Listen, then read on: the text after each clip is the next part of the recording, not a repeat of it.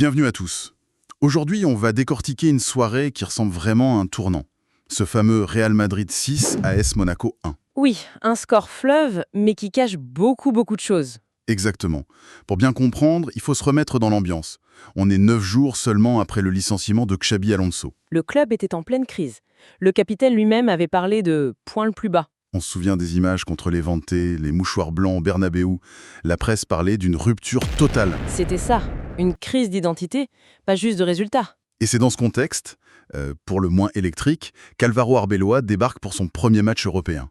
L'enjeu est donc colossal. C'est une mission de rédemption. Pour tout le monde, et surtout pour un joueur, Vinicius Junior, qui est accueilli par des sifflets d'une partie de son public. Ce qui est terrible. Alors, ensemble, on va analyser comment on a pu passer de la crise à la démonstration. On verra les choix tactiques d'Arbeloa, les perfs individuels, bref, on va tout décortiquer. C'est parti. D'ailleurs, avant qu'on plonge dedans, si ce genre d'analyse vous plaît, pensez à vous abonner à la chaîne et à liker la vidéo, ça soutient énormément notre travail. Il faut juste préciser une chose. La soirée a commencé d'une manière assez solennelle, avec une minute de silence très poignante pour les victimes d'un accident de train. Oui, ça a ajouté une gravité particulière à un contexte qui était déjà très lourd. Tout à fait. Et dès le coup d'envoi, on sent une urgence, une sorte de fureur côté madrilène. Ça n'a pas... Ah non, ça n'a pas traîné. 5e minute, Fede Valverde trouve Kylian Mbappé. But. Efficacité clinique. Classique, Mbappé. Mais c'est sa célébration qui est intéressante. Il lève les mains, presque pour s'excuser auprès de son ancien club. C'est vrai. Comme pour dire, je fais mon job, mais le problème est plus profond. Exactement. Et le deuxième but, à la 26e minute, commence à montrer où est la solution. L'action est juste magnifique. Ah oui, une talonnade de Camavinga pour commencer. Suivi d'une passe lumineuse, vraiment dardagulaire. Et là, Vinicius, avec un extérieur du pied somptueux, sert Mbappé pour le doubler. Là, on n'est plus dans l'efficacité individuelle, c'est une action collective, on sent une connexion retrouvée. Et ce 11e but pour Mbappé lui permet d'égaler un record de Cristiano Ronaldo en phase de ligue. C'est pas rien. C'est clair. Mais ce qui est intéressant, c'est que même à 2-0, tout aurait pu basculer. Monaco n'a pas lâché l'affaire. Pas du tout. Et pour moi, c'est là que le match se joue. À la 31e, Jordan Taizé envoie un missile sur la barre transversale. Un tir surpuissant. Si ce ballon rentre, le doute revient au Bernabéu et on ne parle peut-être pas du même match. Et juste avant la pause, il y a la parade de Courtois. Parade décisive face à Ansu Fati. Ces deux moments, la barre et l'arrêt, empêchent Monaco de revenir et permettent au Real de rentrer au vestiaire avec une vraie certitude. Comme si le match avait choisi son camp à ce moment-là. Et la deuxième mi-temps, c'est la confirmation. C'est plus un combat, c'est un festival. On voit un schéma clair, le but du jeune Mastantuono à la 50e, le CSC provoqué par Vinicius, tout part de transition ultra rapide. Une projection vers l'avant qui est irrépressible. Et le moment clé de tout ça, le point d'orgue, c'est le but de Vinicius à la 63e. Ah, ce but. Ce n'est pas juste un but. C'est une libération, une catharsis. Il part seul, il élimine son défenseur et il envoie une frappe. En pleine lucarne. Et à cet instant, les sifflets du début se transforment en une ovation assourdissante. Tout le stade est debout. Et son geste, il court se jeter dans les bras d'Arbeloa. C'est l'image de la soirée. La réconciliation, la validation d'un nouveau pacte entre le coach et son joueur. C'est très très fort. L'histoire est magnifique. Le 6-1 final avec le but de Bellingham est presque anecdotique à côté de ça. Presque. Mais il y a quand même cette petite ombre au tableau. Le but encaissé. Oui, cette perte de balle de Dani Ceballos. La presse espagnole l'a qualifié de grotesque. C'est dur. Très dur. Il a eu 0 sang dans les journaux. C'est le petit détail qui rappelle d'où l'équipe revient, que la confiance est encore un peu fragile. Bon, un 6-1, ça ne sort pas de nulle part. On a l'impression que toute l'équipe a été reconstruite en 9 jours.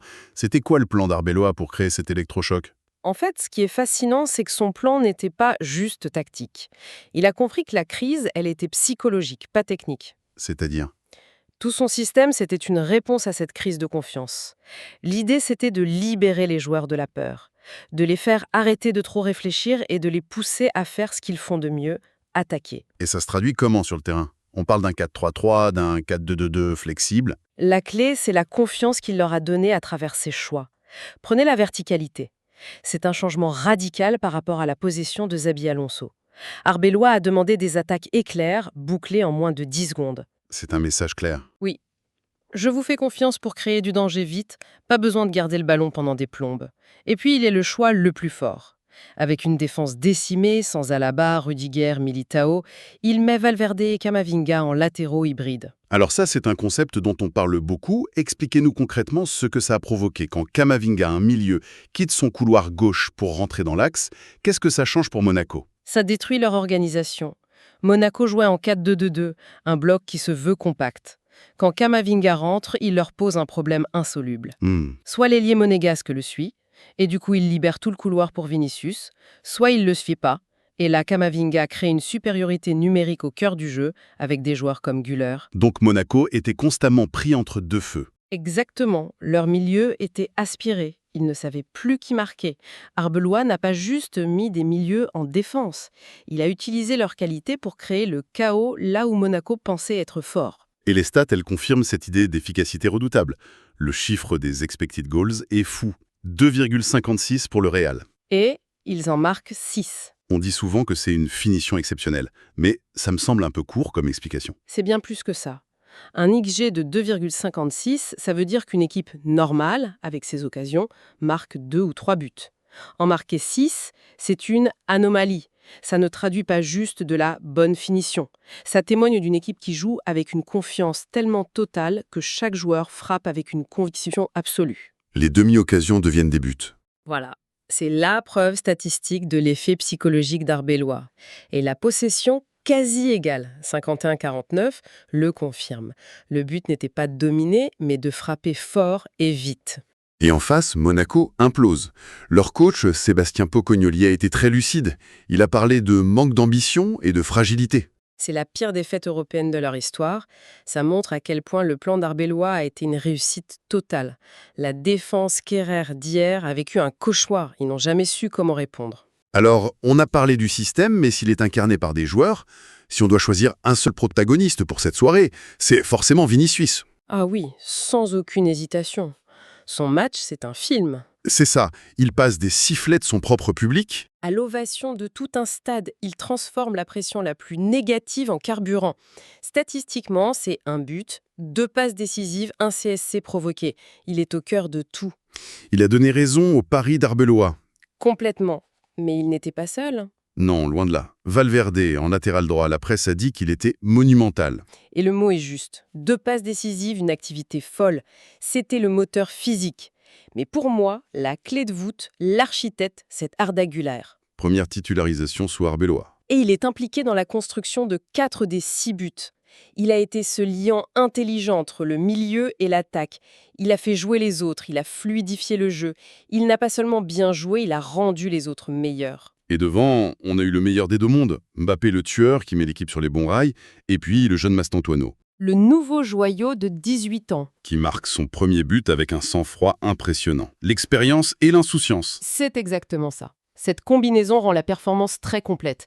Et d'ailleurs, même dans ce concert de louanges, la presse a été impitoyable avec Ceballos et son 0-10. C'est une piqûre de rappel. Oui, Lanor.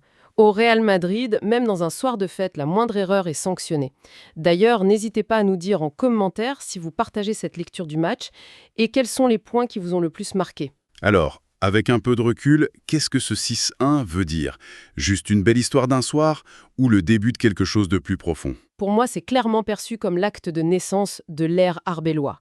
Ce n'est pas juste une victoire, c'est une déclaration. Et les conséquences sont immédiates. Multiples même. D'abord, ça a confirmé des forces où il est.